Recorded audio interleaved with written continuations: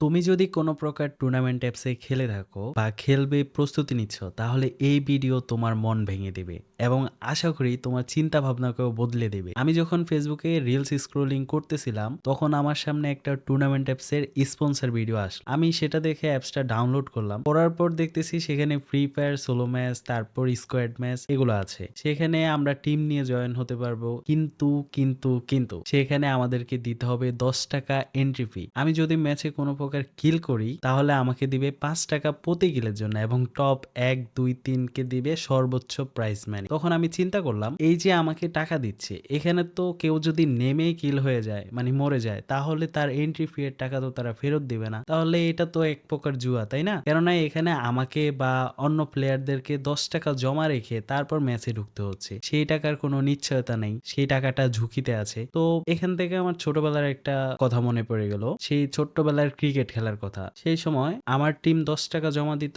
আর opponent team 10 টাকা জমা দিত। যারা জিততো তারা 20 টাকা নিয়ে যেত। সেটা যেমন জুয়া, এই এন্ট্রি ফি দিয়ে টুর্নামেন্ট এটাও এক প্রকার জুয়া। হ্যাঁ, তুমি যদি আমাকে বলো ভাই ফ্রি ফায়ার স্পোর্টস টুর্নামেন্ট তো হচ্ছে, তাহলে সেটাও কি জুয়া? মোটেও না। আমি সেটা বুঝিয়ে বলি কেন সেটা জুয়া না। দেখো, ফ্রি ফায়ার স্পোর্টস টুর্নামেন্টে তুমি কোনো প্রকার এন্ট্রি ফি দিচ্ছ না। সেখানে যদি জিতো, তাহলে তোমাকে যে প্রাইজ মানি দেওয়া হবে সেটা কিন্তু স্পন্সরদের টাকা। তোমাকে কিন্তু স্পন্সররাই সমস্ত খরচ, থাকা খাওয়া সবকিছুর খরচ স্পন্সররা দিচ্ছে। সেখানে স্পন্সররা যে টাকা দিচ্ছে, এটা কিন্তু তাদের ব্র্যান্ড প্রমোট করানোর জন্য দিচ্ছে। তাহলে সেখানে তোমার কিন্তু এক টাকাও রিস্কে নেই। অতএব সেই স্পোর্টস টুর্নামেন্টটা সম্পূর্ণ লিগ্যাল বা লেজিট। এটা কোনো প্রকার জুয়া না। প্রথমে আমি যে অ্যাপসটা ডাউনলোড করলাম, ওইটা দেখার পর আমি ইউটিউবে গেলাম। ইউটিউবে যাওয়ার পর টুর্নামেন্ট অ্যাপস লিখে সার্চ করলাম। ওইটা সার্চ করার পর দেখলাম যে অনেক বড় বড় ক্রিয়েটর টুর্নামেন্ট অ্যাপসকে প্রমোট করে। আমার সেখান থেকে বোঝা হয়ে গেল, এই বড় বড় কন্টেন্ট ক্রিয়েটর অথবা যে কোনো কন্টেন্ট ক্রিয়েটর বলো, ছোট বড় সবাই